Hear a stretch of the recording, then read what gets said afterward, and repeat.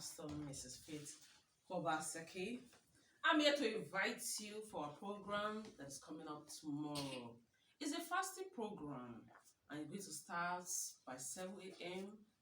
to 8 a.m. It's just 1 hour program and it's going to be powerful. Last year, wow, it was awesome. People testify about it. People was happy, and I know this year is going to be a bomb, and people are going to jubilate, and people are going to be joyful. Please don't miss this program. Be here tomorrow.